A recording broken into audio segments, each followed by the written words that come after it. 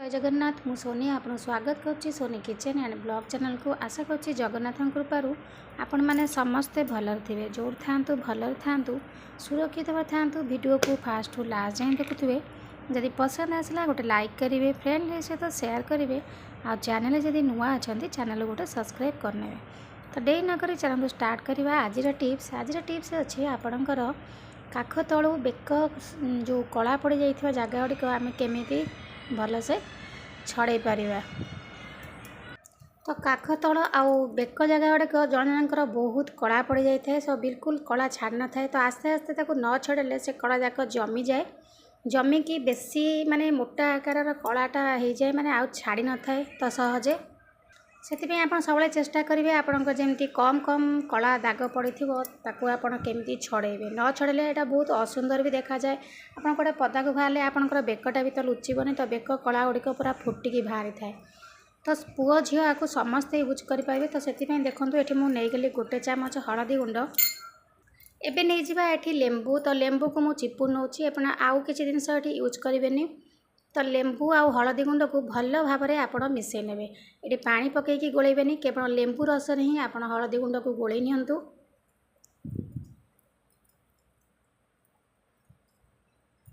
लेंबू आपणकर जेकोसी माने मैला जमी थी जिते पुराणा मैला होना कहीं आपणकर स्किन रु सबू जाक काढ़ी आण तो लेंबू तो देखो ये मुझे लेंबू को भल भाव में चिपुड़ी नेली आप मंजी को काढ़ी नियंतु चिपुड़ी सारा पर हलदी गुंड आउ लेंबू को भल भाव में गोले नियंतु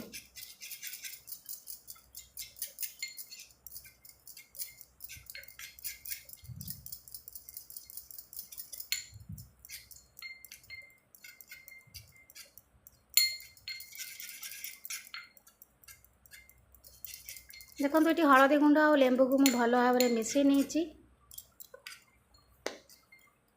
मिसई सारापर आपको आपणकर बेक आउ जो काख तल जगह जाक जो कला पड़ जाए पूरा गोटे परस्त जमी जाए एत मैला जमी थाए तो आपको आप लगे पारे से कला जगार लगे दिंतु यही भाव में आपणकर बेकर आउ काखरे लगे भल भाव में मसाज करनियंतु मसाज कर सारापर आपको आप किसी समय छाड़ी दिंतु सुखा लगी तापर देखिए आपको आप भल भाव में सफा करके धोई ने देखिए आपणकर से बेक तल आउ काख तलर कला बिल्कुल भी रही आस्ते आस्ते रिमूव हो तो 2-3 थर कर सारापर आप निजे जानीपारे आपणकर कला दाग केते कमी जाउछि तो प्रत्येक जिनस किसी दिन कंटिन्यू यूज करा पड़ो 2-3 दिन यूज न कले गोटे थर तो कौन जिनस छाड़ न था तो देखो ये भाव में आपणकर बेक आउ काखरे लगे नियंतु लगे सारापर आपको 10 ରୁ 15 मिनट मुझे छाड़ दूची तापर मुझे आपको देखी आप केमती सफा करेंगे तो 10 ରୁ 15 मिनट हो गला आप से लेंबू चोपा को लेकिन आप भल भाव में घसी दिंतु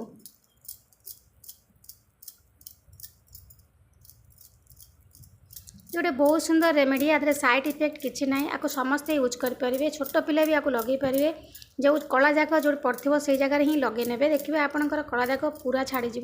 तो समस्ते आपको यूज करेंगे सप्ताह को अति कम टाइम ना 2 थर कि 3 थर यूज करूँ देखिए आपंकर बेक कला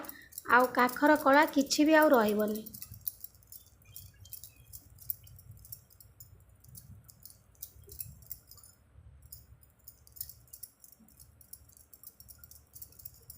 तो ये मु लेंबू चोपारे घसी सारा पर आपन को धोईकी देखे नौची केते सुंदर भाव में हाथटी क्लीन देखा जाउची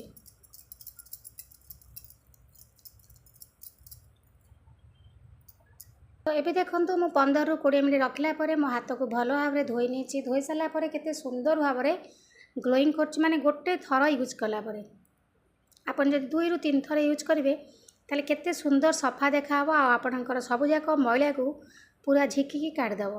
तो बिल्कुल भी मैला किसी भी रही आपणकर काख आ बेकर निश्चित भाव में आपको लगातु यदि कला पड़ी आराम से आपको छड़े पारे तो समस्ते बहुत चिंतार था केमी छड़ेबे काख आ बेकर कला तो यही भाव में निश्चित छड़ातु तो आशा कर आज वीडियो आपको पसंद आसो यदि पसंद आसते गोटे लाइक करेंगे फ्रेंड सहित शेयर करेंगे और चैनल जब नुआ अच्छा चैनल गोटे सब्सक्राइब करने तो आज मुझे विदाय नौ पुणी देखा आप सहित नेक्स्ट वीडियो से पर्यंत रोची नमस्कार जय जगन्नाथ।